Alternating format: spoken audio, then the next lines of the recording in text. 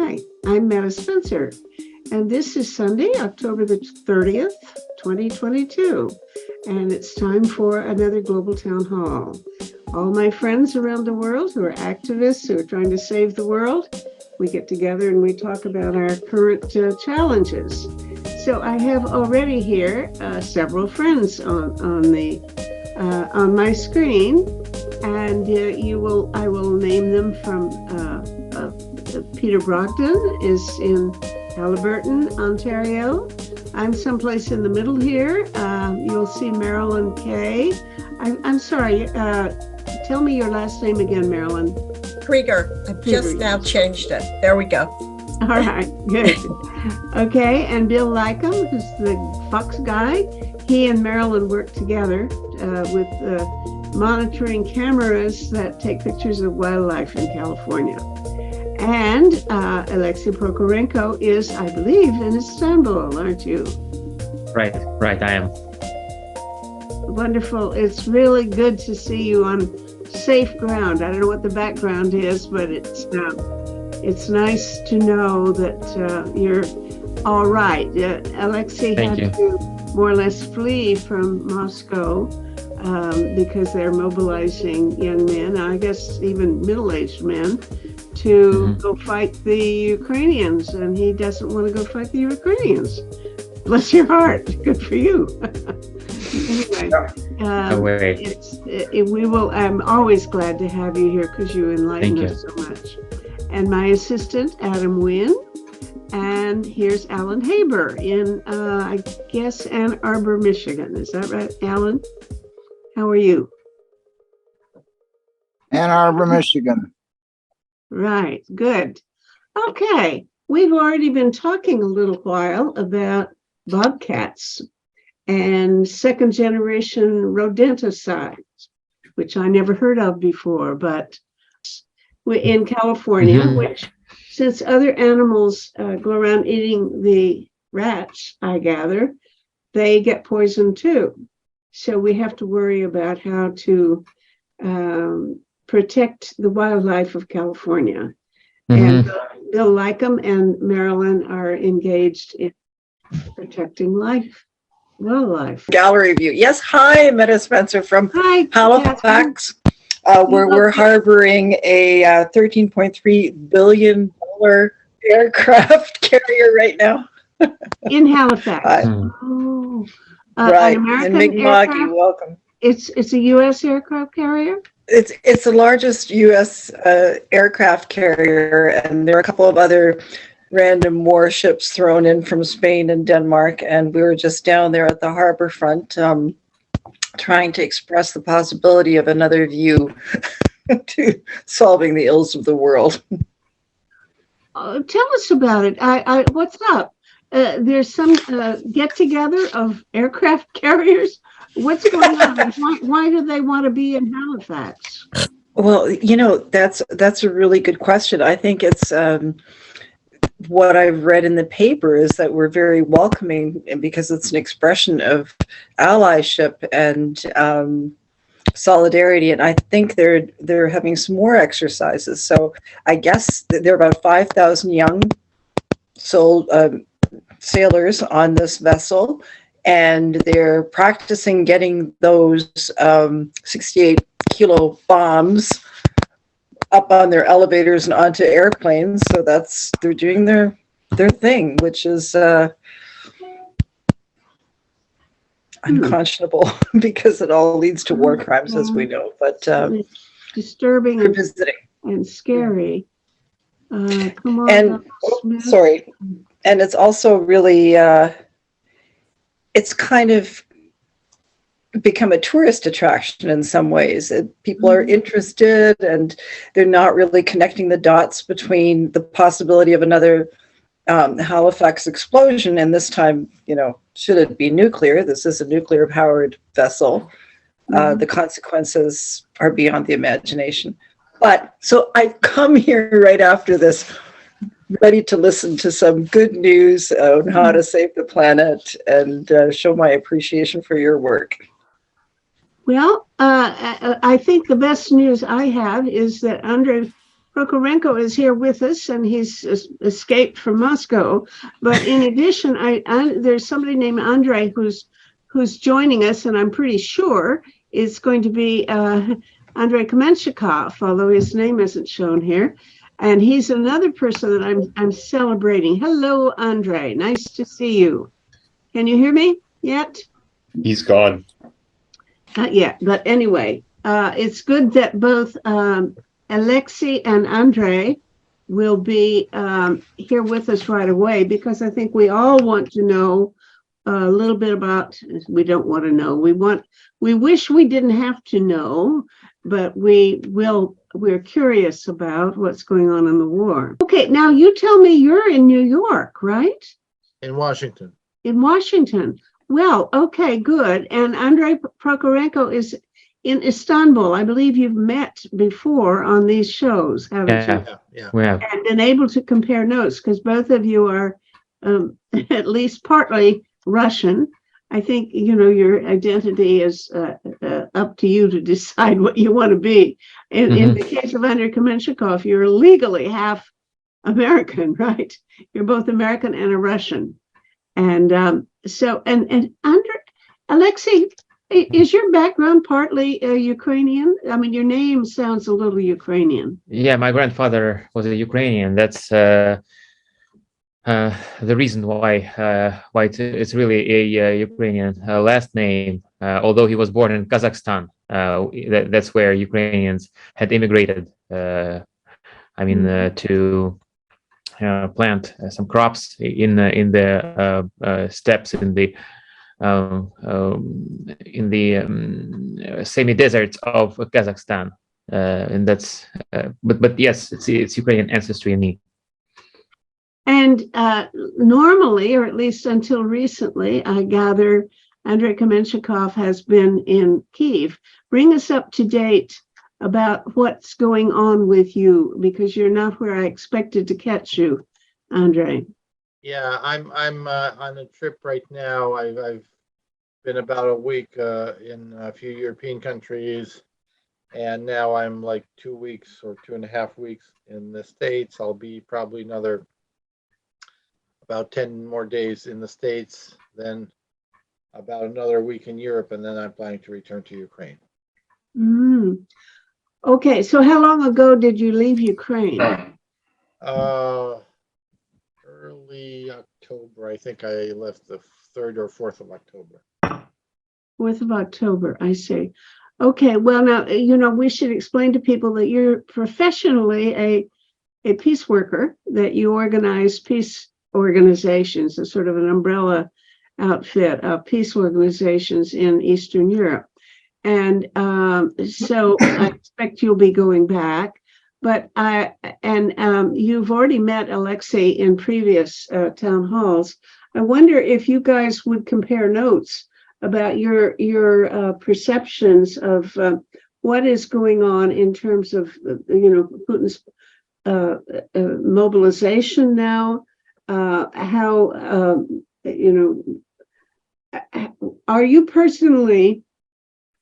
I know that you wouldn't be because you're not in Moscow, Andrei, but Alexei, I presume, would have been possibly recruited or drafted. Is that right? And so you had to get out of the country quick, right? Yeah, I think there would be a chance that I could be mobilized, because I graduated from what you would call ROTC in the US.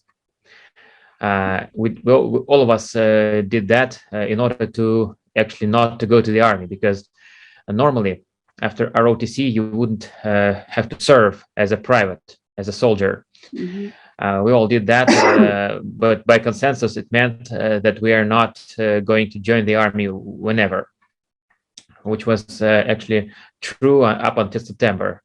That's when people started to be picked at random to go to the army. They said that normally they would only draft people who had the relevant military profession. First of all, shooters, riflemen, mechanized infantry. So those who can be used directly in the war. As a military interpreter, I would not qualify probably, but as an officer fully apt for military service, I would. And it turned into a chaos because some people who had the necessary training, who had served in the army, who had taken part in combat even, which was stated as one of the key prerequisites for mobilization. Some of them were not mobilized, but people who are like older than 50, people who have never served in the army, people who have very strange military professions, military occupation. They were, in fact, mobilized, even those who had serious diseases like diabetes. So it turned into a full chaos. So you never know. It's like a lottery. I mean, a bad lottery. Right. What I was wondering, and Andre is the first person I've been able to ask of this, because I haven't talked to anybody in Ukraine in a while, but we keep hearing about the complaints of the Russian soldiers that they really feel badly treated, that they're sent without training, without even equipment, without clothing, proper clothing. They have to buy their own uniforms, and even sometimes there's not enough food. So they are very unhappy. But has it been happening, and I haven't heard any report to this effect, if I were a Russian soldier, inducted into the army against my will, and I got sent to the front, I would put my hands up and say, take me. I want to surrender. Let me join you, or at least get me out of here.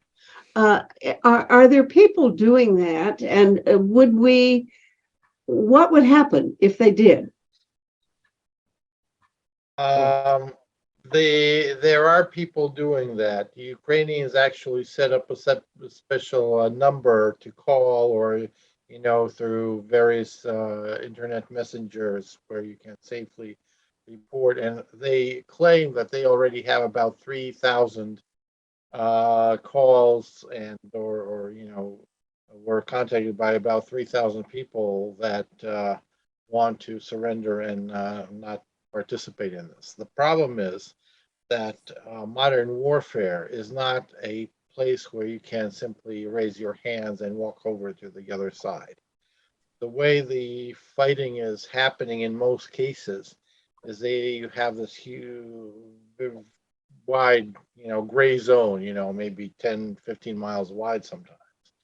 No man's land. And you basically, it's not World War II where you have one trench and then another trench opposite each other. You have this huge space where basically you have drones flying on both sides. You have drones flying on both sides. They're trying to locate the enemy and then call in artillery fire. That's mostly what's going on a daily basis along these front lines. So people don't actually see your opponent. You might be, 10, 15 miles away from the other side, and the territory between you and your opponent is mined. And if anyone sees you walking on both, from both sides, there you can be shot. So the chances of successfully crossing to the other side are extremely slim. It's the character of modern warfare. It's not like, army is standing in front of army. Also, the actual number of personnel that is involved, that is in the trenches, is of course much lower than it used to be, like during World Wars, where so you don't have like a continuous line. You have strongholds here and there. And basically, it's artillery war. People are trying to find each other and destroy each other, mainly through calling in to artillery. Some Air Force, but Air Force is not that actively engaged. It's mainly artillery war. It's kind of a in a sense, it's kind of maybe a remake of World War One, only when you have, you know, rather than, you know, maybe a mile between the trenches, or you have like 10 or 20 miles between the trenches, and you have big guns, you know, But there are no such things as trenches, really. there are in Are some there? places, but it's not like a continuous line, you know, because you don't have enough boots on the ground to fill a continuous line of trenches, and that's not necessary with modern equipment. You know, you have a certain you know, stronghold, you know, maybe a platoon is hiding somewhere, and then they have, you know, a drone flying around, and they can control, they can they have firepower to hit targets, you know, a few miles around. So there's no need to have a long line of trenches, you know, across the entire front. Well, I guess I'm not understanding why they would have trenches at all. Um, Because people want to hide, people don't want to get killed usually. Yeah. so they have literal trenches. I hadn't even seen any of those. Okay. Yes, they I do. They thought the do. only thing we see pictures of is mostly you see sometimes pictures of soldiers running around with guns, but mostly it's you know, houses that you see people trying to get from one house to another and hide from each other, something like that. That's what I think I see most often on, you know, the television. Yes, Um, because any structure can be used as some place to hide. So obviously Mhm. houses are used a lot. But you do have trenches in certain locations. But you know what the fact is that most soldiers never see their opponent, you know, face to face. You know, you see videos on both sides basically where, you know, you have small groups of soldiers, and you know, their main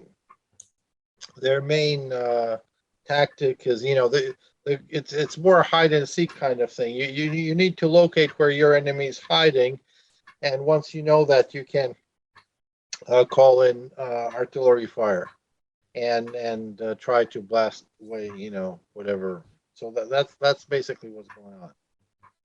is there any way for people to actually travel from Ukraine to Russia or vice versa in the way that they would as civilians before the war?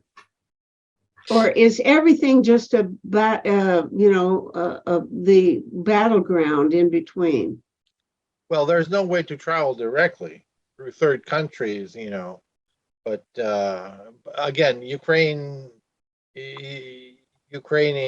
probably, you know, if someone with a Russian passport wants to enter Ukraine, it's unlikely that he will be allowed to do so, you know, or he needs to have a visa and have Mhm. special permission, you know.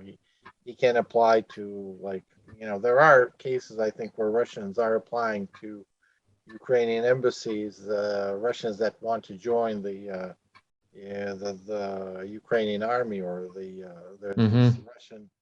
Russian Free Russia legions, Russian and battalion. yeah, battalion Legion. that's Or of Legion. You're right. yeah, Sorry, you're right. that's within the Ukrainian. So that there are some cases like that, but obviously, you know, that's you know, these are some individual cases, but and for Ukrainians, in first of all, many Ukrainians, millions of Ukrainians are living in the areas that have been occupied by Russia, and their only way out of these areas most often is by going through Russia, because they can't cross the front lines. You know, there used to Mhm. be one crossing point, but even that, you know, in the Zaporizhia region, and even that doesn't seem to function now. So the only way to get out, and also Russia, you know, announced that it annexed these territories, that these are now part of Russia, you know, from their, you know, legal point of view. So the only way that people can get out is they need to try to cross into Russia and go through Russia to, you know, Russia's border with some third country, and then try to cross there. And many people are doing that. successfully? Well, many, I mean, we know that many people are doing that successfully. We don't know that they're always successful because those that are not successful, we probably don't know about. We Mhm. know, I have, I know a person that witnessed that, for example, Estonia, which used to be one of the key hubs for these people, they would, go through Russia to the border and cross into. I know, for example, that the problems are not only on the Russian side today, because some of the third countries do not want to allow people from Mhm. Ukraine to cross into. There were problems, especially with Estonia. They were turning people with Ukrainian passports around on their borders when these people came through Russia. Mhm. Were really nasty, and I don't know. Mhm.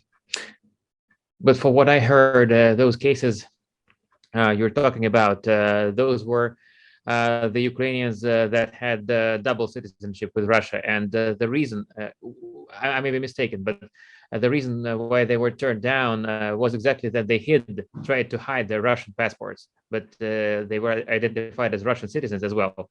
And so, and Russian citizens are not allowed to enter the Baltic states, Poland, and some other countries in Europe. Well, I may be wrong. according to the current Russian point of view, all these people are Russian citizens, and they are considered Russian citizens automatically. It's not their choice. Mhm. So, if Russians treat them as their citizens, it's Mhm. not necessarily a choice. So I don't know all the, I don't know all the backgrounds, but look, these people, they do have Ukrainian passports. They Mhm. lived on Ukrainian territory. Some of them, especially those that lived in areas that were, under Russian occupation for 8 years, did receive Russian passports, Mhm. make life easier for them to be able to, go to Russia, find a job, and things like that. Mhm. Other people who are in these newly occupied territories, a few of them also received Russian passports in order to be able to leave the area where they are. But Mhm. it's, I think it's wrong for people be turned around and Okay. not allowed to leave Russia just because they were in circumstances where they either, voluntarily or involuntarily were forced to accept a Russian passport just to, often just to get out, Mhm. Mhm. because you can't really get out. And then people are basically put, if you want to leave anywhere, you need to receive a Russian passport. Mhm. You can't cross anywhere else. The only way to get out is get out through Russia. And if you want to get out through Russia, you need to receive a Russian passport. That's the way it works. So it's a very challenging situation for people. And Mhm. wait a minute, let me see if I understand. You've got at any port, you've got the Russians letting you out and the other guys deciding whether to let you in. Yes. And Mhm. if you have a Russian passport, the Russians will let you out, but the other Mhm. guys may not let you in. Mhm. And if you have, let's say, a Right. Ukrainian passport, the Russians may not let you out, but the other guys would be probably glad to let you in. Is that Well, the here, situation? well, that's how it's supposed to be. But the fact is that the other guys, I don't know about other borders. I know that Mhm. that has been happening on the border with Estonia, but Mhm. that's a key place because that used to be the main route. I'm sorry, the which border? Estonia, Estonia. Okay. yeah, Mhm. Yeah. and the way, people that are in occupied territories of Ukraine, if they want to leave their territories, they're not just encouraged, but basically forced through many ways to accept a Russian passport. And Mhm. even if they deny, even if they don't want to get it, they're still, according to Russian law, automatically considered Russian citizens. Mhm. And very often, the only way they can get to a third country border is by accepting a Russian passport to be able to travel through Russia and then get to the border. But then, even if they were forced to receive this passport just to get out, then they are turned around on the other border when they present their Ukrainian passport. But then Well, I think that apparently differs a lot because I watch a guy named Constantine, somebody who has a streaming show every night, and he left Moscow and went to Tashkent. So apparently the Uzbeks are perfectly happy to let Russians in and welcome them. I presume on the assumption that these are guys who don't want to be in Russia. I don't know, but his family had no trouble getting in. So a Russian passport was, I guess, the optimum thing to have at the border. Yeah, but it would be very difficult for a Ukrainian to try to get out, to go to get back to Ukraine or somewhere through Uzbekistan. Really? Why? Well, look at the map. Look at the map. Yeah, they'd have to get some other route. There's the most rational route. See, Ukrainians don't need visas to enter the European Union. So theoretically, everyone carrying a Ukrainian passport should be able to easily enter a country like Estonia or Finland. Mm-hmm. The reality is that it's not always like that, Mhm. because I don't know whether it's that they had Russian passports or whatever. The reality is that I don't know about Finland. I know cases where Estonians were turning people down with Ukrainian passports. Maybe it was based on the fact that they also had Russian passports. Maybe not. I don't know what the but I heard that they've been, and I spoke to a woman that is a Ukrainian citizen, but she lived in these separatist areas, from Donetsk, basically near Donetsk, and she when she crossed the border into Estonia, there were a group of people from her own, from her region with her that were not allowed to enter. So that was, unfortunately, as I'm telling you, unfortunately, besides all the problems that Russia creates, you also run into sometimes these additional problems that are created by countries that you would expect could behave more sensibly. I understand that people need, for their safety, they need to get out. And I think that all European Union countries should be open, at least to those who do hold Ukrainian passports. That I believe that the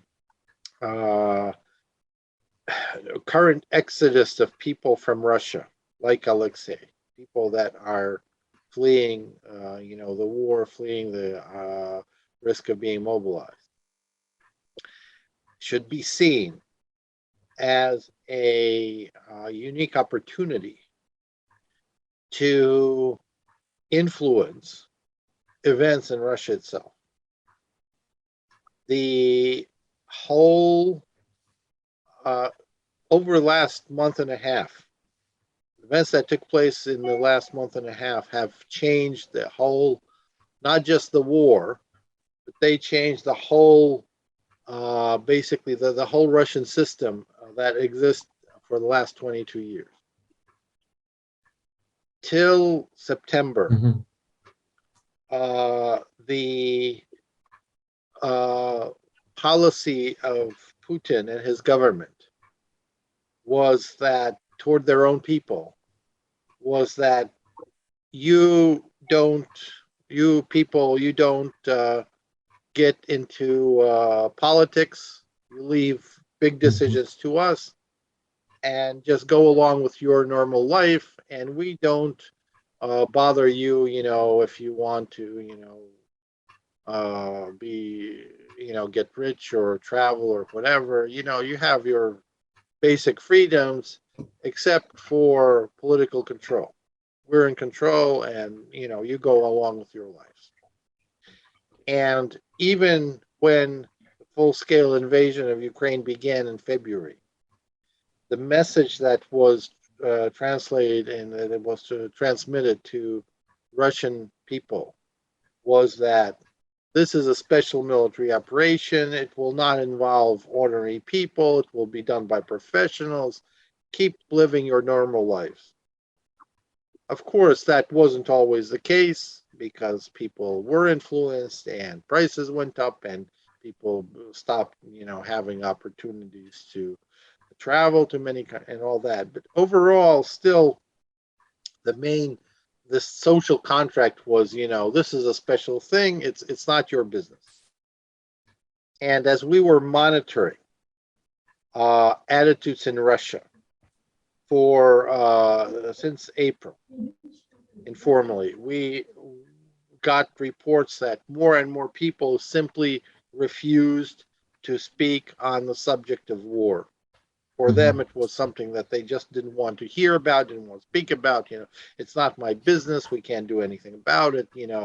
Something global. It doesn't. I'm not involved. I'm not concerned. All these 22 years of this kind of informal social contract between the government and its own population was broken on September 21st. When Putin announced that they're starting a mobilization. Of course, he called it a partial mobilization, came up with all kinds of excuses and stories that only these and these and these categories and others won't be touched. But basically, he turned the table, he turned the board upside down. And today, people are trying to grasp this new reality. And they're trying to find their, decide what their position is, what their views are on what is happening. And suddenly, the government is after you. Suddenly, as they say, if you're not interested in politics, then politics gets interested in you. That's exactly what happened. Right. And today, this process where basically every Russian has to make a decision for himself. Which side is he on? And does he buy this story of, the need to defend his country against some kind of mythical, foreign threat? All this crap that is constantly told, that the government constantly tells him. Or does he think more rationally and think about his own interests and his own life and the life of his family and so forth? This is happening and will be happening over a number of months. Now, the question is, how can we influence this? Because unfortunately, most liberal media, independent media, that are mainly all in other countries today. There's basically nothing left in Russia. They do have their audience. They do reach millions of people, but it's a bubble. You have the liberal-minded, maybe 10, 20 million people, and then you have this silent majority that doesn't know. And it's the messages from the liberal media usually don't reach these guys. How can we reach them? Well, if we have hundreds of thousands of people that left today, one thing that these people can do is get on, messengers, on the phone and speak to their friends, relatives, acquaintances in Russia, and start working as communicators, trying to get alternative information in, because they would be bypassing this wall around, like this liberal bubble, so-called. And to do that, first of all, it's important to understand what messages would be effective, because not everything that seems logical to us would work in Russia. The other thing is that it's important to engage these people. Maybe through some programs that would provide them both assistance in this new place where they found themselves, and help them solve some practical issues, but also try to engage them as much as possible in communicating. So that's basically the concept that I'm working right now with Brilliant. colleagues from Nonviolence International. That's brilliant, because Mhm. you really, I think what you need to do is somehow find ways of organizing these guys, or at least putting them into a single network, so that there's some discussion among them and some coordination or something like that, a little bit. Yes, And but for that, I mean, it boils down. We need some resources. We need finances. We need, Mhm. we're yeah, that's so right now I'm looking for anyone that can support at least some first phase activities.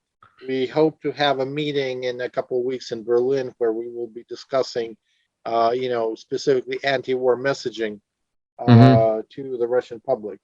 But we're now desperately looking for support that, and it's not, we can't wait for long because these months are critical. Mhm. Crucial. Yeah, we can talk about that really Yeah, I think one we on can. one. Yeah, Yeah. we can talk well, later. you guys talk But to each other offline when you yeah, have a chance. You have each other's email and stuff, right? there's just one thing I Whatever. would like to really mention here, as for reaching out to those new immigrants. As you might know, these different waves of immigrants are on somewhat unfriendly terms, because those who really immigrated after the outbreak of the war in February or March, sometimes look down to those who immigrated later in September. And part of this is understandable, because many of those who immigrated right now in September, some of them are just very opportunistic, especially here in Istanbul. So unlike other places like Tbilisi, Georgia, like Armenia, where some political circles of Russians have shaped long ago, and now they're being reinforced by the new coming political activists. In Istanbul, the new Russian emigres, the September emigres, they're sometimes have very weird opinions about the war. One prominent journalist, Russian journalist, Stanislav Kucher, he was here in Istanbul, and he made like a survey of those Russians who have come recently. And what he noticed is that many of them are not against the war at all. They're against just being killed there.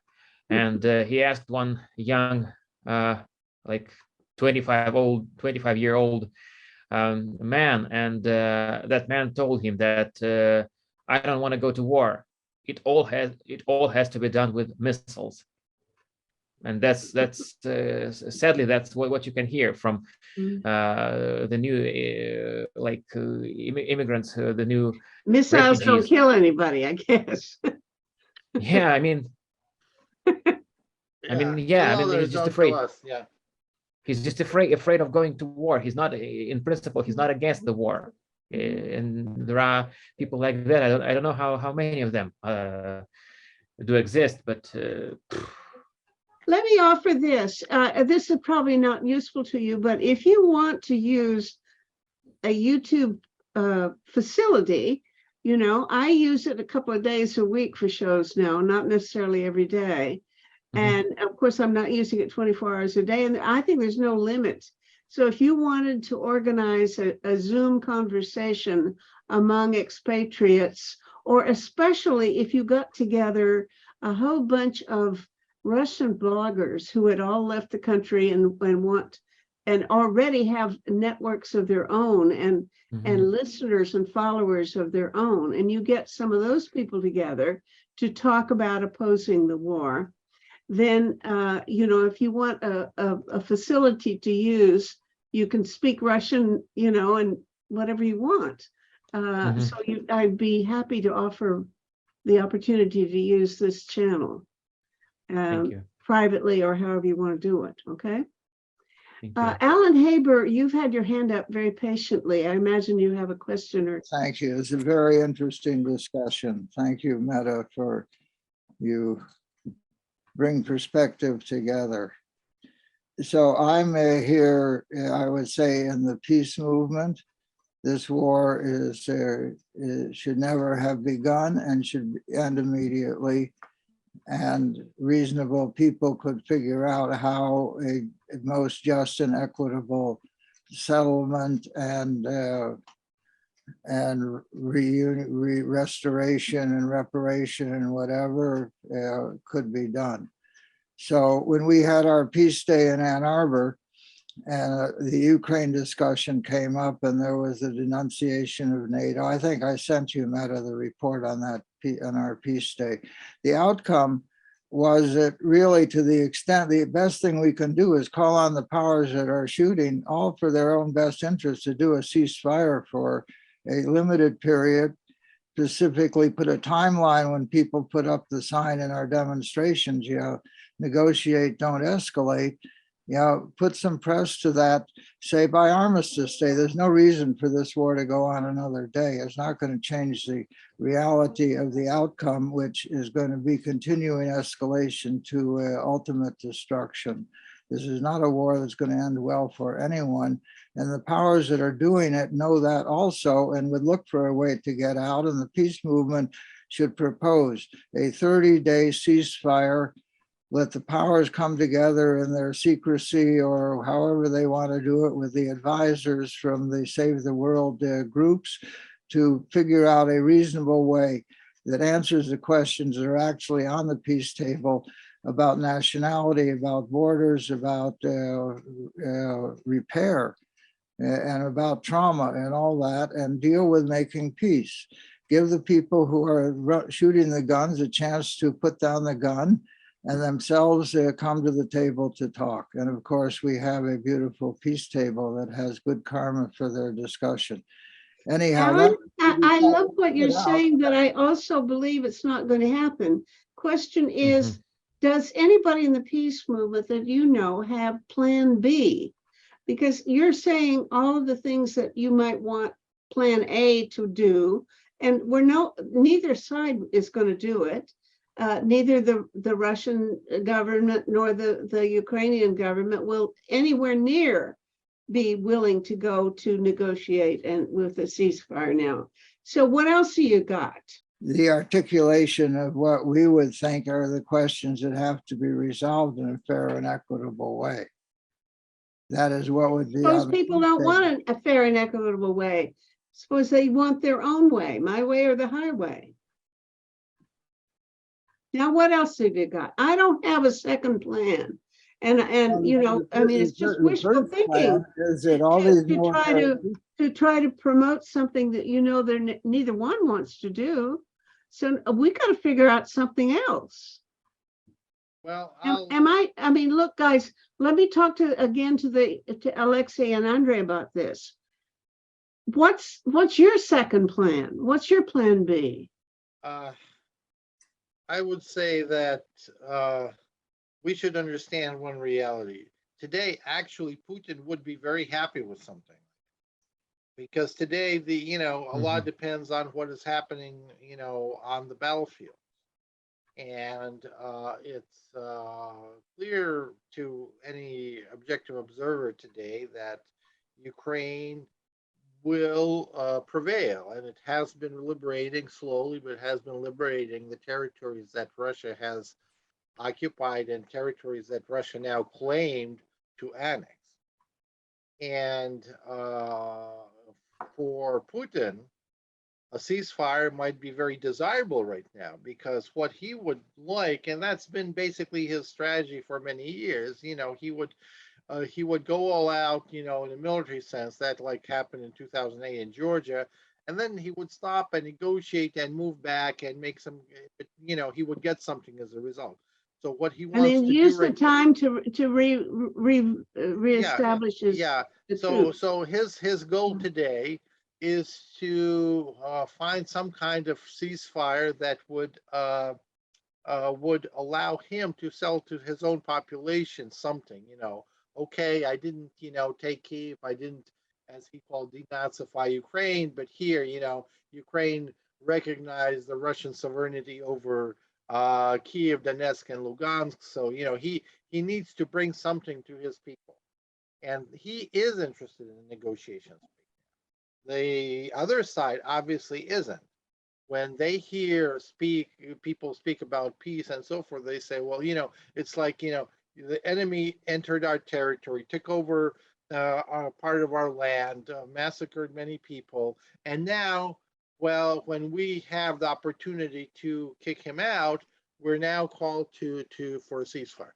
This is the reality today on ground. Would it be better to solve these issues in a peaceful way? Yes, but it's not going to happen, and neither Ukrainian government nor Ukrainian society will be ready today, at least in the current circumstances, to agree for to such a plan. So we need to face this. What I think is that what I would recommend as a more realistic strategy is a strategy that would try to be focused on bringing this war to end faster and saving as much, making the human cost of this war as low as possible. That would be focusing on nonviolent means, for example, in resistance to Russian occupation where possible. It would be also a Is there any move in that direction? Do you hear anybody talking that way in Ukraine? well, there is nonviolent resistance in occupied territories, yes. But do people talk a lot about it? No, they don't. And that's one of the problems, because people need encouragement. People that are in these very difficult situations, they need, first of all, for their own government, for the international community to recognize all the difficulties that they're facing, and also to recognize whatever they can do, even if it's just symbolic actions. If they refuse to accept Russian currency and continue to trade on the markets in Ukrainian hryvnias, that's already something to be recognized and to be praised for, And instead, they often hear from Kiev just threats that if you collaborate in this or that way, then you're facing a term in prison, So that's not very helpful. Okay, we've had two hands. I think Catherine first, but are you still interested, Catherine, or shall I go to Peter? No, I'm just, Don't hear you, Catherine. Oh, okay, let's go to Peter Brogdon. Okay. I have a very different situation, and it's all family. A nephew of mine has married a Russian lady, and they have a daughter who lives in Moscow. This lady also has an older daughter, so there are really three of them in one household in Moscow. But my nephew and his wife are not very close together. He is in England, and they just don't have any way of getting together if they're ever going to do it. I am, of course, interested in, I have met wife and both daughters, and I don't want to lose the family connection. And it has been very interesting to hear all the views from Andrei and Alexei on what is going on between people in various parts, but not all of the parts. So I basically still would like to hear about other parts as well. And, the thought, the Istanbul to Moscow connection seemed to be one that you could travel on. And I had sort of wondered, was there a way of meeting up with them that way? I don't think there is, but I'm still interested in finding out more about it. Alexei, do you have an answer for him? Well, in fact, there is you can travel via Istanbul mostly. You can also use other hubs, but mostly Istanbul is the hub for like the majority of flights between Russia and the rest of the world. Some people do stay here for a while and then they fly somewhere further. Some people just have a joint flight, but a few options are available in this respect. I think even if you are to go to Dubai, you have to travel through Istanbul. maybe Astana, Kazakhstan may be an option, but still you have to make a few connections right now. So there is no travel between Russia and Europe immediately, but I think Belgrade is another option. But the choice of air carriers is limited because no Russian company is allowed to enter the European Union, no Russian air carrier. That means that you have to use the Serbian airlines to get to Belgrade. As for Istanbul, you have a wider choice because Turkey is more or less claims to be neutral in this war, and it kind of has taken the position of a middleman. Mhm. Like Thank you. It's just, you can do it. You can do it. It will be like London, Istanbul, Istanbul, Moscow, and vice versa. I expect some change will have to come to the situation between all the different countries before there can be change. But I just want to try and keep myself informed of what the different situations are. Thank you. How could imagine? I just wish there were a way that we could amplify the voices of those who have left Russia, the Russians, and to have those discussions about peace, and also to recognize that there are those that are not wanting to be part of the destruction, even if it means that they may be confused about still sending missiles. But I think it would be a place for the other international peace organizations to support. Okay. Well, I agree that, getting that kind of conversation going is really a beautiful idea. Anybody else? I feel sometimes a little constrained about getting two people in Russia on either email or Zoom, which is the only thing I use. I don't have things like Telegram or WhatsApp, and I could learn it, but I haven't done it. But I feel I'm not sure how many people feel it's too risky for them to talk to me. So Maybe. I don't even know how risky it is for you, even though you're out of the country, Alexei. Well, both of you. I mean, I don't think Andre is in any danger, but Alexei, there may be problems about your family or something. Do you have to worry about things like that? Oh, you never know, because the regime has really turned into like a mafia state recently. So fewer and fewer red lines or borders do exist for this regime to cross. Once it started to kill its opponents with polonium, with things like Novichok in Europe, with bullets, you never know where they could stop. But it is so far it is perceived that they don't really touch the families of those who have left or of their political opponents. But you never know when they decide to cross that red line. You never know. But well, but so far you don't know of anybody who's gotten in trouble by appearing on a show like this, for example. I mean, I know Not you're really. braver than the Not really. average person, but would there be risks for anybody to do it? I don't want to put anybody in jeopardy by contacting them. But I think there are people who'd be very willing to be contacted, and Really, and I'm indeed. eager to do that, facilitate that anyway, if I can. So just bear that in mind. If you two guys can put your heads together and figure out how we can help you organize expatriate Russians, that'd be terrific. Alan Haber, you're back on.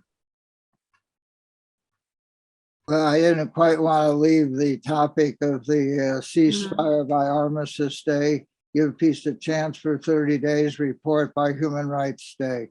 Write the president, tell him that this is the best way out. Ceasefire, talk to the people who you have to talk to, let the soldiers talk to each other like the Christmas Eve truce in the First World War, and give peace a chance. So that's the letter that we are trying to promote to President Biden.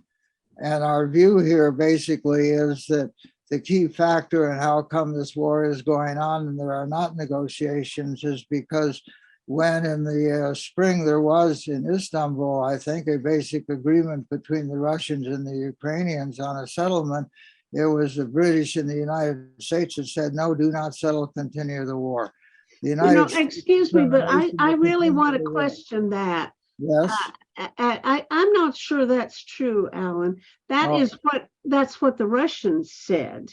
But I have not seen any independent evidence that that was the case. And so far as they say publicly, all of the Western countries, especially the US, are saying it's entirely up to the Ukrainians to decide what to do. So this, I've heard people say that it was really the US twisting Zelensky's arm that broke off the negotiations in Istanbul in March. But I really don't know that that's the case. And I would be very interested in hearing anybody who has any kind of independent evidence one way or another, especially either Andrei or Alexei, because if you have an opinion about it, I'll listen, but I think we want to get some evidence, if possible, instead of just taking Russia's word for it. Well, whatever it was then, the now is now, when the parties basically have to agree to a ceasefire and some reasonable agreement that they'll have to do in some kind of secrecy.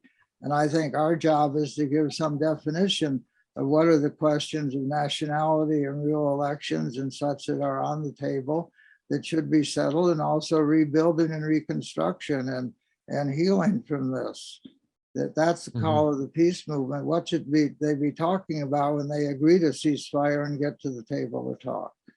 And write the president, if you can write to the president of Russia, to the president of Ukraine, to the president of NATO, to all the parties that are saying, well, keep it going rather than stop it. Enough of them have their own good reason to stop it, because it is leading only to more disaster, and everybody knows that. And there are higher priorities about taking care of the climate. This war is a complete disaster in terms of, as well as the food and famine situation and so on. So there's good reason to stop it.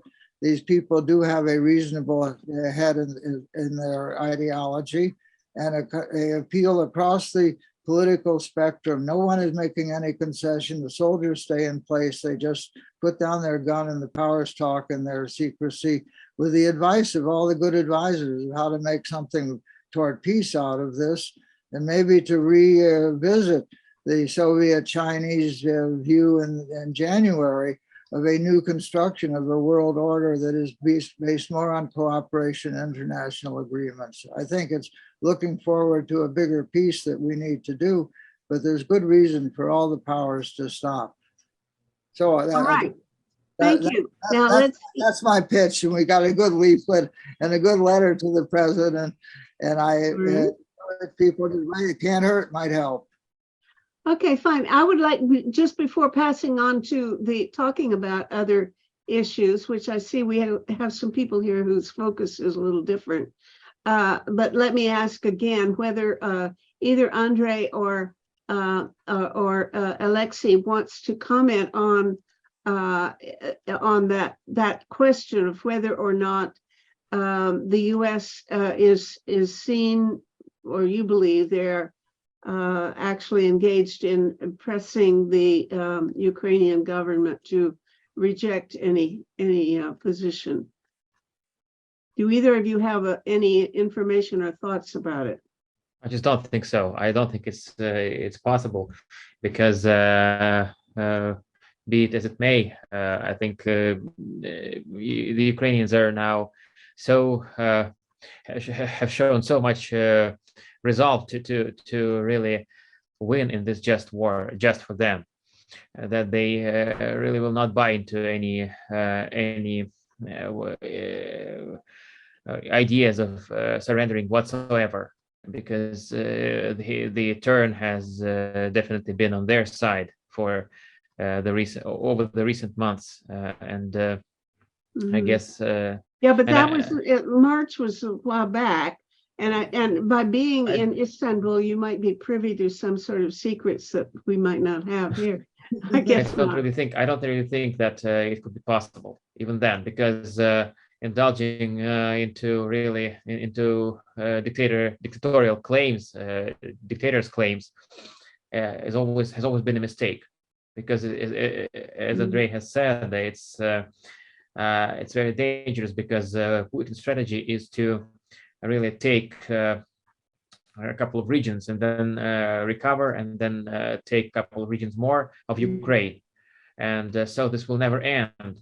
And he's got some decade on, if we take into account that he plays sports, he's quite fit so far. I think he's got a decade, if nothing happens to him. He's got a decade to continue doing just that. He's got an election which has already been started. The campaign has been launched, and he's the only candidate which the government will support. It has been stated in the media. Thank So you. he is to remain in power until at least 2030, if nothing happens again. So it's enough time to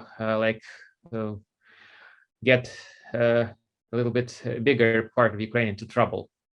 I have to Then, acknowledge that there's a whole logic behind what you're saying that's really hard to deny. And you know, given that reality, what the hell else you got? I don't know. Andrei, do you have something to add to this? Because it's a discouraging conclusion, which is the only solution is fight. I don't want to say that. I would like to say that, first of all, in April, yes, there probably was a chance for some kind of negotiated settlement, but I tried to monitor, Not hearing you. prob- Get closer to the mic. in April, I believe that there was a chance for some kind of negotiated settlement. The thing is, I was monitoring, trying to monitor Russian media as well as the Ukrainian, of course. And I remember that there was really explosion in Russia in the media. I think there was actually a split between the military and the political leadership. And basically, it's not the US, it's Putin that insisted that they continue their offensive in the Donbas region there. So, that was not,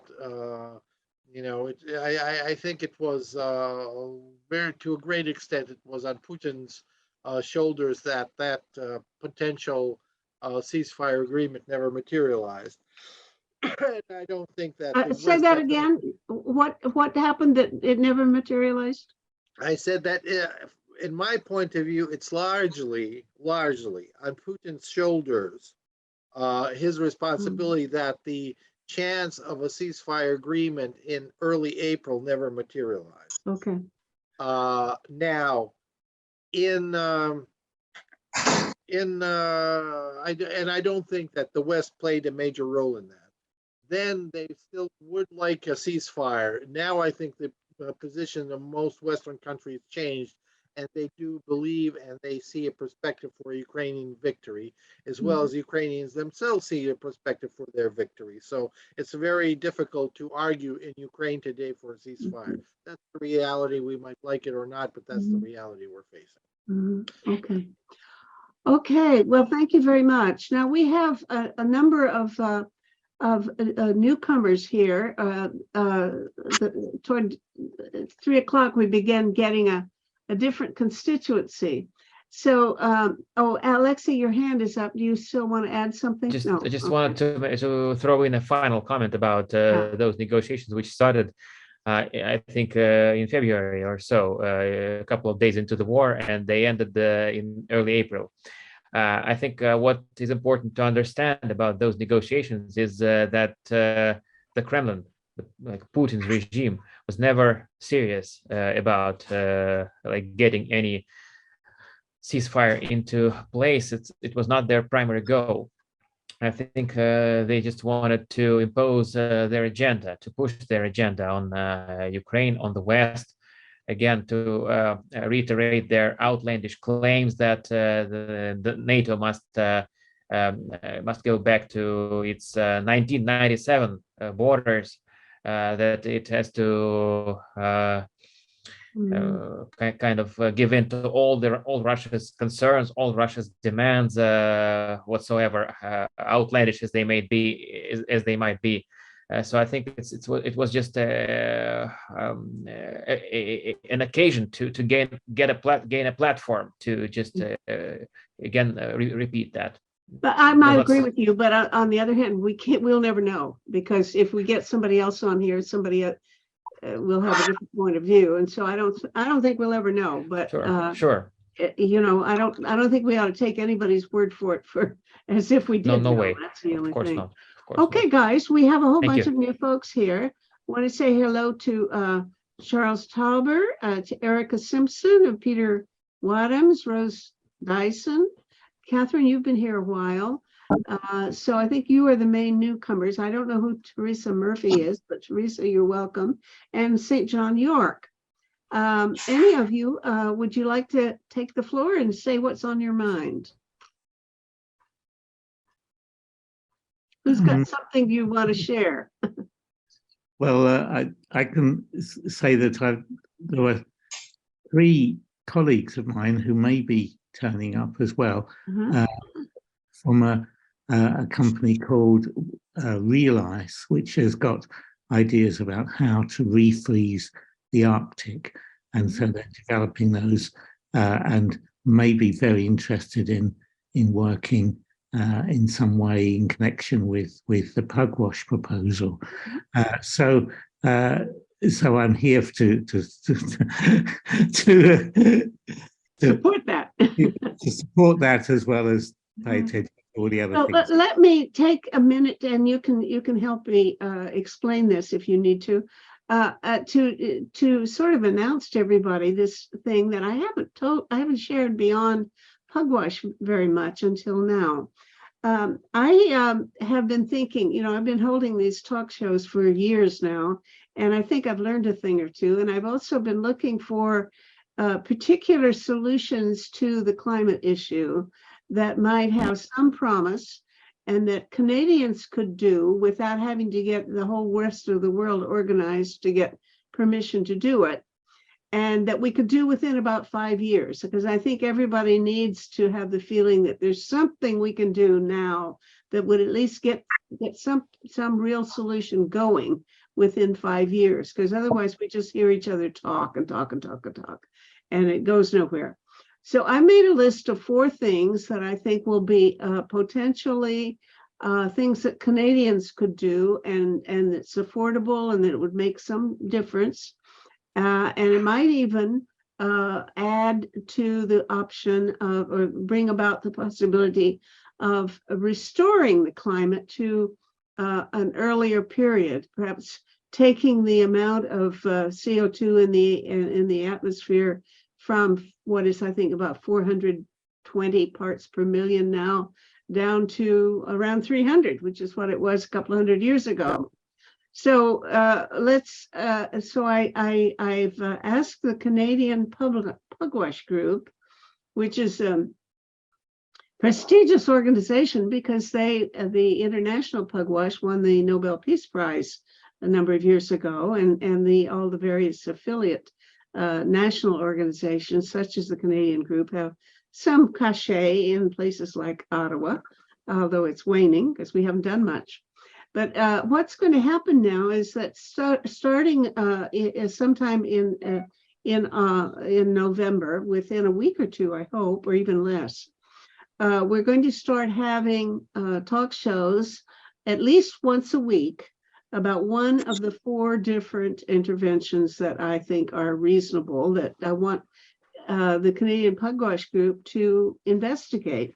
So we're going to have sort of hearings in which I'll have some experts coming and talking about these different 4 mechanisms of reducing the climate crisis.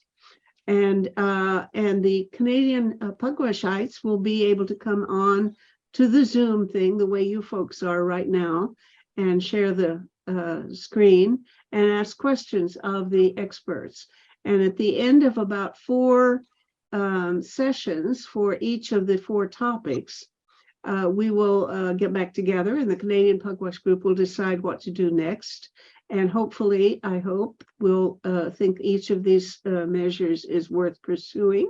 So we'll write a proposal and try to get it to the government in Ottawa and maybe to some other NGOs to support it.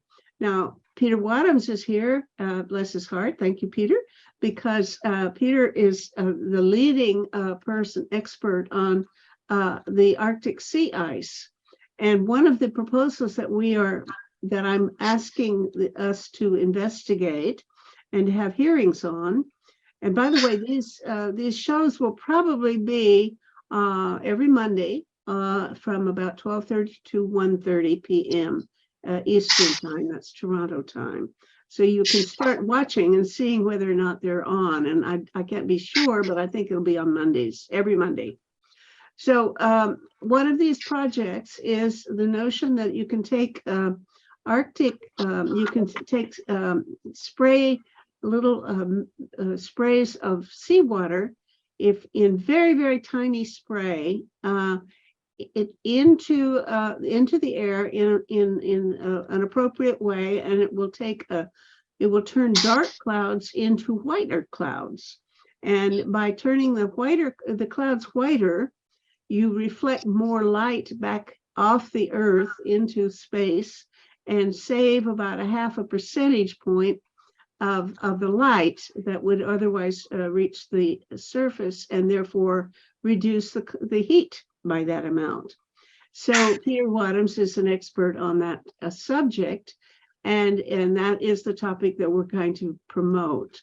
So we'll be having conversations about that and 3 other interventions that will be useful, I hope, as ways of restoring the climate. Now, Peter, tell me, have I botched it in explaining this? No, that's perfectly correct. It's the technique's called marine cloud brightening. It is actually quite well established as a technique. It works. The only problem is it's not funded to be done on a large scale. So that's a problem, is to attach the technique to the sort of funding that is needed to actually bring about its success in as a means of reducing restoring the Arctic, basically, or restoring any place you want to get cooler, which means most of the Earth. And this involves pumping through a fine nozzle water particles, seawater particles, into the bottoms of marine clouds, and that has been shown to make the clouds brighter and reflect more radiation. So the technique actually has been tested and works, and it's being developed by a group in Edinburgh, and that's been the main powerhouse for thinking about it. But there's also a group in Australia working on using this to restore the Great Barrier Reef and try to prevent that from disappearing.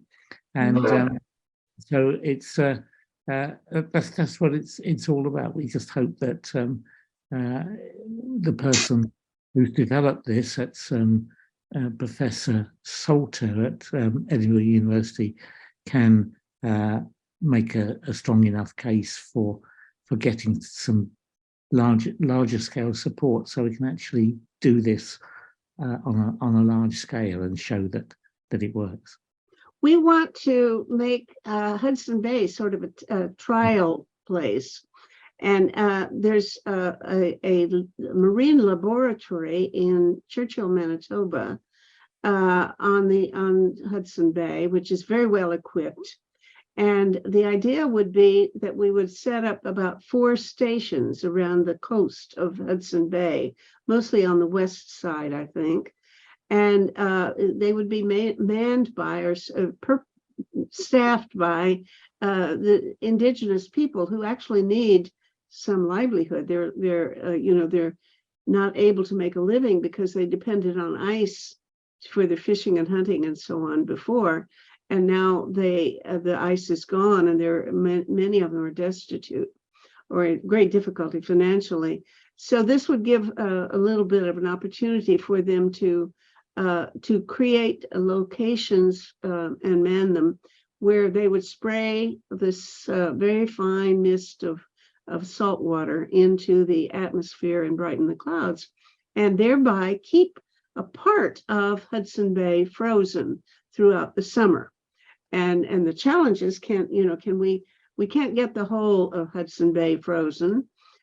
Probably that would be too expensive. You'd need a whole bunch of, maybe hundreds of stations spraying things. But if we had about 4, we could keep certain places frozen, and they could continue their hunting and fishing and whatever there. So that's part of the game plan. Anybody want to comment on this or ask questions a little bit? And then it's possible that one of Peter, you have new friends that you've met in Britain who are doing this thing called Real Ice, is it? And I haven't heard what they are proposing, but I'm eager to talk to them about their suggestions about how we might be able to refreeze the Arctic. Right, they know about this meeting, so they were going to try to turn up. So they may have had trouble getting virtually from London to Toronto. Well, we'll connect anyway. Fine. Anybody else now? Yes, Will. I have a question to Peter.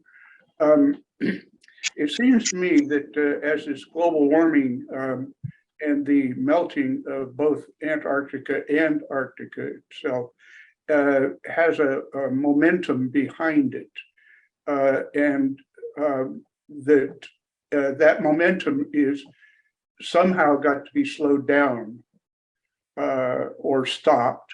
Is it possible to do that? Well, first of all, my first premise is that this event has momentum pushing it, moving it forward. So well, and sadly that's true. Yes, that with the addition of carbon dioxide into the atmosphere that we're doing all the time, we've got to ideally take some out. That is, we can't just keep adding carbon dioxide the way we've been doing for the last 150 years, because it stays in the atmosphere for a huge length of time, hundreds of years. And so it's not that if we find a way to stop producing carbon dioxide and go to renewable energy, for instance, then everything the climate will cool down and everything will become nice. In fact, nothing will happen until we actually take some carbon dioxide out of the atmosphere, because it stays around. It's going to, if we stop emitting it, we'll still have a high level and the climate won't be cooled. So to cool the climate, we've got to do something else. And the two things that are really would be most useful would be actually physically removing carbon dioxide by taking it out of the air, or taking carbon dioxide out of the ocean, or using a technique like this marine cloud brightening, which doesn't do anything about getting rid of carbon dioxide, but adds an extra reflection component to the energy balance, so that the Earth is cooled that way. So those are really the only two ways forward. Except you say carbon dioxide, and sometimes it's not just carbon dioxide, it's other greenhouse gases, including especially methane.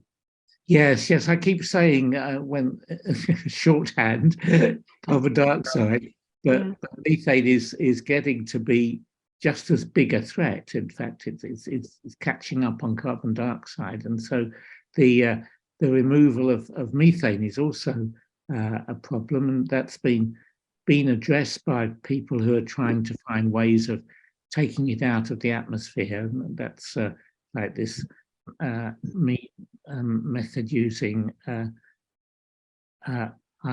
salt aerosol, which I see you've already had a program looking at that, and Well, we did have one, and I think we want to explore the possibilities there, but it's too complicated to try to explain here. I think I'd confuse everybody if I started talking about this alternative approach to knocking methane out of the atmosphere at the moment. So take it as a secret that I'll tell you all about later, maybe, if you're good. Well, ideally, we should do all of those things. We should have a setup for taking methane out the air, taking carbon dioxide out of the air, and increasing the reflection of the planet's surface. And if we do all those things together, we might get somewhere. Absolutely. We have to do more than one thing for sure. Okay, Erica, and then Andre again. Yeah, I wanted to ask Peter, what is the chance that the use of 50 to 100 tactical nuclear weapons, let's say between Russia, and we don't know, or India and Pakistan, would that cool off the world with a nuclear winter and thus solve the problem of greenhouse warming? It's more likely it would solve the problem of human existence, because there wouldn't be any.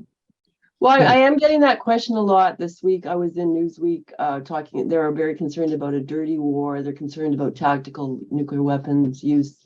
And so people are starting to use these man-made solutions, and one of them that was mentioned to me by a reporter was, well, what would be the effect? And of course, my answer has always been strategic nuclear weapon use would lead to the extinction of human species and the midnight on the atomic clock and the end of the world as we know it and so on.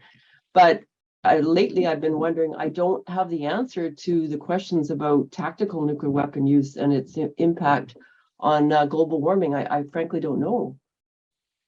Well, there was a kind of famous book on this published a few years back by, I think, by Carl Sagan and some other scientists who examined the idea of a nuclear winter that could be produced if you had a nuclear war. It would throw up, in fact, this is quite similar to marine cloud brightening. In reverse, you would throw up so much dust and dirt into the upper atmosphere that would block off a lot of the sun's radiation, and the Earth would cool. In fact, it would cool so much it would become incredibly cold, and that could wipe out, apart from the radiation, the cold could wipe out animal life. Yeah, there's a lot. I mean, Carl Sagan wrote that book, but there's also work by Steve Starr, and there are some publications in Nature and Scientific American that are newer, that are relating back to Hiroshima and Nagasaki and extrapolating from there. And yes, you're correct that it would cool the world by 1.25 degrees Celsius over 2 weeks if there was 50 tactical nuclear weapons used. So that just came out again last week. And so where the reporters are going is wondering if there's a smaller nuclear war where Russia escalates to de-escalate so that there is a de-escalation, whether that would solve the climate change problem. I know it's horrible to think about, but that's where they're going. And so I'm just curious what you do think, because you are a scientist, whereas I'm a social scientist.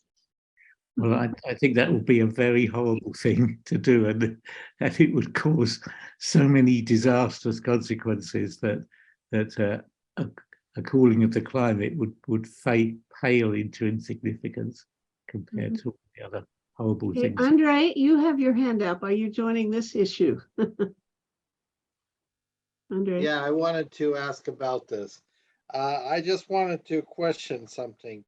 As I understand, the concept that you want to test is whitening the clouds, what makes them more reflective. Now that makes sense, except that clouds reflect light coming coming from space onto Earth. They also reflect heat coming from Earth and that would leave back to space. And so in the night times, clouds actually heat rather than cool.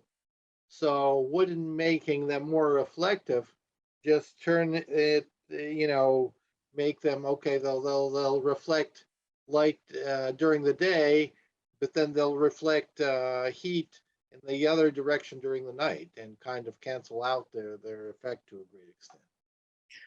Yes, that does happen. That is an effect, but the whole thing has been modelled, and not that one should believe models particularly, but it seems that the cooling effect during the day more than offsets the warming effect during the night. So you're on to a net cooling. Well, thank you. We've got people at least interested in this far out experiment we're going to be doing. And I want you to, this is the, you would look at tosavetheworld.ca for the recorded versions. If you wanted to watch it while it's live, it would be on YouTube. But if you want to, probably most people will watch the recorded versions, which we put up within a few hours or a day or so after the show. And so you would want to watch them from Tuesday on. And to do that, the best place to go is tosavetheworld.ca and look for the most recent shows in the series, the videos on climate change, global warming. Now, I think we've explored this a little bit, and I know there are other people who have other issues that we haven't touched upon yet, and I want to give a chance to say hello to some of the other people. Is there anybody who'd like to tell us what's on your mind that we haven't already covered yet? Well, I can say one or two things about the need to eliminate war. Something we're all for, I'm sure. But there's a component to this kind of objective that I don't think gets enough attention, and that's the violence creep in society in general. Those of us in North America, anyway, that watch the news of MSNBC, in my case last night, where it was pointed out that the attack on politicians alone, violent attacks on politicians, has gone up from something like 900 in 2015 to 9,000 as of this year. So that's a very worrying trend. And the rise of the ultra-conservative far-right movement, and for those of us who are Canadians, it's a sobering thought to be reminded how many Canadians are involved in this movement. There was an article in the Globe and Mail on Saturday with the headline, "How these ultra-conservative Canadians became the political darlings of the US far-right movement." And I just wondered if, I mean, there's social media, of course, has a lot to do with this gathering trend, but there's another component which Meta, you know all about. You've interviewed David Grossman on that, and that is the extraordinary popularity of first-person shooter violent video games that many people, young people, have grown up on now for several decades. And these are people that tend to move into these far-right groups, and so that indirectly, it seems to me, is fueling the right wing and populism in a way that's leading to the silent crumbling of our democratic institutions. So I wonder if there are any thoughts on that from anybody. Thank you. And Charles Chauber. Yeah, I'd just like to, first of all, I think everybody knows who I am or not. I can tell them that, that you Please. are a psychiatrist in Croatia, Vukovar, Croatia, working with the victims and survivors of wars, psychologically. Yeah. And we work a great deal online. We, in quite a variety of countries around the world, giving education on how to deal with the psychological consequences of war and violence. Very briefly, and it's not, first of all, the local situation. We are going into this horrible month of November, which is the commemoration of the Serb takeover of Vukovar, and it gets extremely nationalist and extremely nasty. Particularly the period from the 17th to about the 21st is, I think a lot of people stay indoors, particularly Serbs.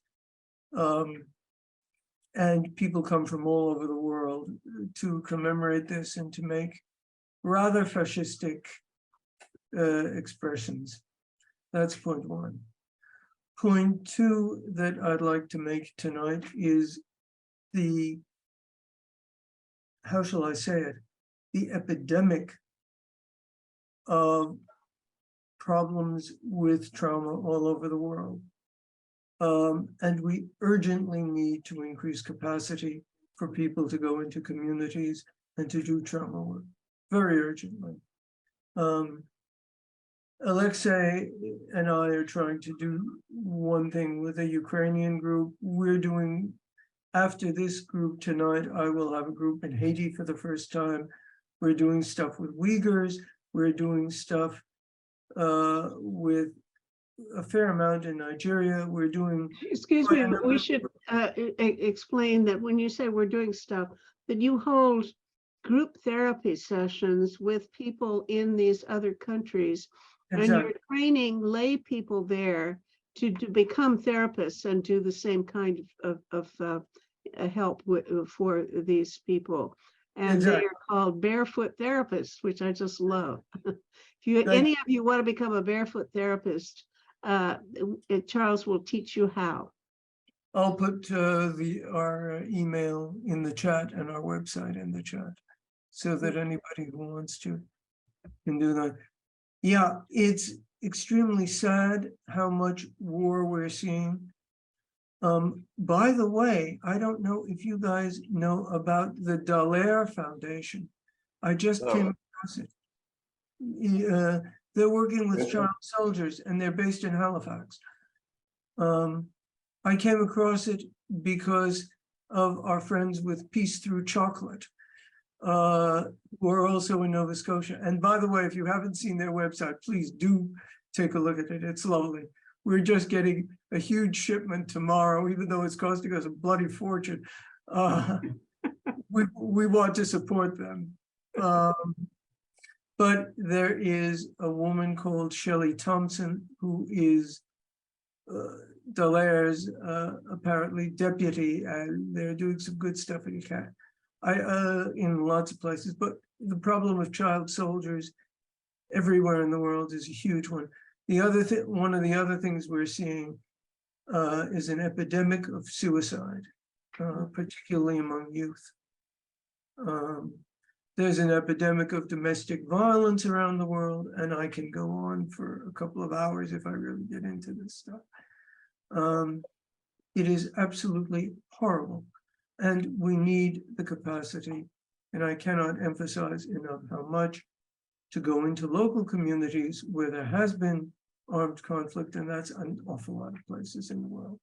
And this is not something you can do in a couple of seminars. This is something that takes, you literally have to be on there for very long periods of time. So that's what we're doing, and we're trying. I'm not sleeping a lot. We've had computer problems this month, so I'm having to put all the stuff that we didn't get into the computer back in. So we're going kind of crazy. Bless you. You're doing wonderful work, and anybody who wants to join in such a worthy project, go get in touch with him. It's a terrific idea. Now, let's see, we have some other people that I haven't even met. Let's see here, St. John York, who are you? Welcome. Yeah, I'm in Liberia. Oh, I lead what we call Waking the Giant. That we just started national level advocacy on the universal social protection. I'm very interested in ending extreme poverty in Liberia and parts of Africa that politics and other economic challenges are posing extreme poverty on people. I'm a pastor of the United Methodist Church, working with communities. And I do attend some of the UN meetings, a member of ECOSOC, and then it's a Lutheran World Federation program. So I'm active in Liberia. what kinds of programs do you have to help people with poverty issues? And are you in Monrovia? Come again. Are you in Monrovia? Yes, I'm in Monrovia as I speak right now. Mhm. And Meta was wondering, what type of programs do you do? We get fifth actors, so we monitor their involvement with the SDGs in terms of measuring and also sharing with government. So you have the non-state actors' role being part of whatever VNR that is reported.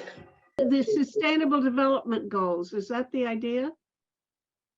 Yeah, it's a sustainable development goal. So you have non-state actors, very much involved in the contribution, but it's not large. So once it's not mentioned, like in Liberia, you have already 60% of education and health contribution from the non-state actor, fifth actors, the private sector for that matter.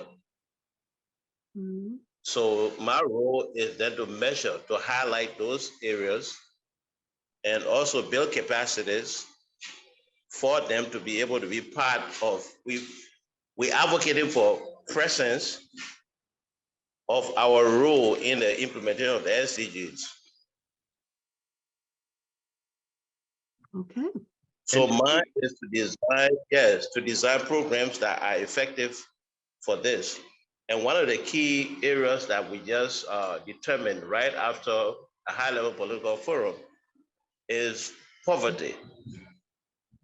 It's dawned on us, and it's true, that we cannot achieve the SDGs in poverty. So my key area now is to find a way of ensuring that we address the issue of extreme poverty. And that has led me to thinking that we have to introduce inclusive economic growth.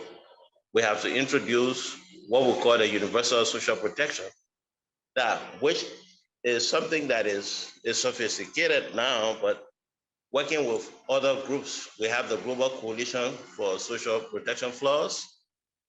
We're teaming up to work with them to be able to engage the government,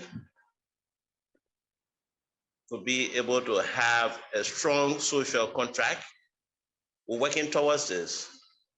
Now, I'm not alone in this because what I do is with fifth actors, all fifth actors in Liberia, including the Liberia Council of Churches, including what we call the Interreligious Council of Liberia, which involves the Muslims as well. And beyond, you're looking at traditional groups, and then you're also looking at Muslim council groups. So it's a range of fifth actors, ecumenical, church-related, and then other groups that are not Christian. Mhm. Yes. Thank you. So Waking the Giant, yeah, it's a platform, Uh-huh. and that platform is basically on advocacy. We Charles, advocate. I think Charles, are you commenting on his remarks? St. John's Yes. remarks? Yes, I am. I was in Liberia for a couple of weeks about 10 years ago. And both the experience with poverty, well, first of all, here as well as anywhere else in Bosnia, is that you need to have people who are psychologically fit to really fight all of this. And from what I saw in Liberia and from what I've been hearing since, it's really necessary to do some work, particularly with the ex-combatants, for the reintegration. And judging on what's going on here as well, I rather suspect that there is a great need for that. So please do contact us, and we'd be more than happy to work with you on some sort of integrated programs with this. We would really love that. Okay, I will. Please do share your contact. It's on the chat. Okay, okay. Okay, so we've got a partnership going here. Thank you. It's good to meet you, St. John. Appreciate that. Let's see now. Do we need to move on to Ann Benton? Are you with us, Ann? Oh, you're muted, but anybody else want to speak? Can I just say something that might be relevant to Charles?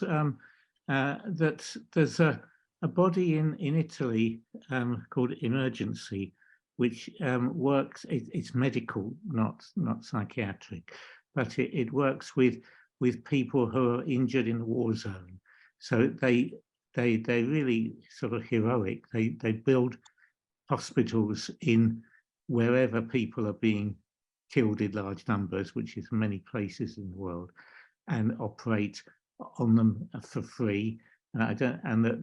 So the person who founded that organization is called Gino Strada. He comes from Milan.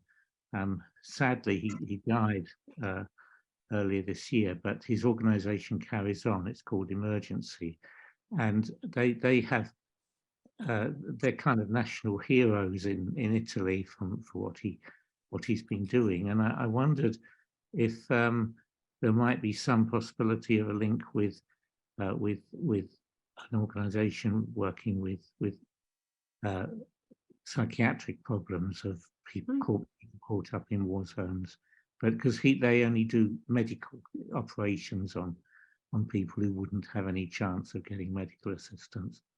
Yeah, I would love it, Peter. I would absolutely love that kind of a contact. We've tried. The problem with a lot of the medical organizations is that they give very short assistance. So a couple of sessions, maybe 12, and that's not really effective. You really have to work for long periods of time with people. That's my experience anyway, also here. And please remember also the transgenerational transmission of this thing. We're not talking about just one generation. I have a number of clients who have 4, 5, 6 generations, and people like Vomik Volkan say that this goes on for hundreds of years. And certainly we're seeing that in Israel, Palestine. We're seeing that in a lot of other places. So we're the effects of being in a war psychologically go on and passed on from one generation to the next without even being in a new war, right? Exactly. And that's one of the reasons, probably, we think that it's one of the reasons that all the Balkan stuff has gone on for as long as it has. And we're very worried about this region because nothing really has been done in the past 30 years. So these are very, very worrying issues. Very worrying. How much impact is the Ukraine war having in Croatia or in Serbia? I would expect it to have more to be more an issue in Serbia than even Croatia, right? It is because, and the support for the Russians is ambiguous, to say the least, in Serbia and in Republika Srpska, that is the Serbian part of Bosnia. So these are very worrying things, but in this, Is that, wait a minute, explain what you mean. The support for Russia is ambiguous in Serbia. Well, in what sense? Because I've always had the sense that the Serbs and the Russians consider each other like, you know, family. And Yeah. you just can't, they really are bound to be mutually supported, but you're saying it's ambiguous? yeah, what's happening is officially that Serbia is for the Ukraine, officially. Oh. What is going on in reality is something different. Mhm. Now, is this because of their affinity for NATO and for, especially for the EU? Exactly. Serbia is trying to get into the EU. Yeah. So they have to play by the rules, but they don't really, it's not where their heart is. Exactly. Mhm. Exactly. Here in Croatia, there is a fairly large Ukrainian population, ethnically, particularly in this part of the country, and they're suffering. And particularly around Zagreb, around the capital, they're doing some work with Ukrainians, but not a lot. Many refugees there or not? Some.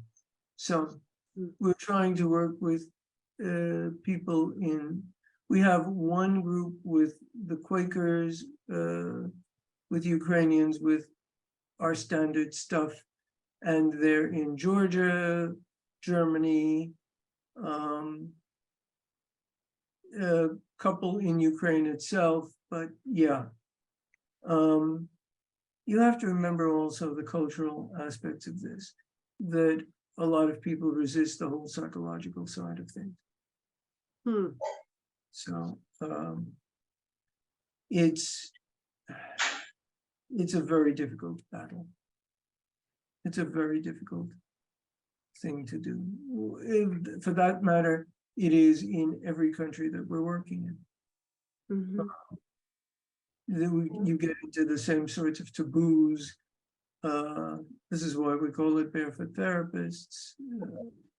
This is why we call them peer supporters, that sort of stuff. Yeah, you're doing God's work, but it's not hard, not easy. You know, we got 5 minutes in which we can say something happy and joyful. And I can't think of anything very happy and joyful to share with you. So if you can think of something, please share it. Does anybody have any fun thing to add? Yeah, okay, Charles.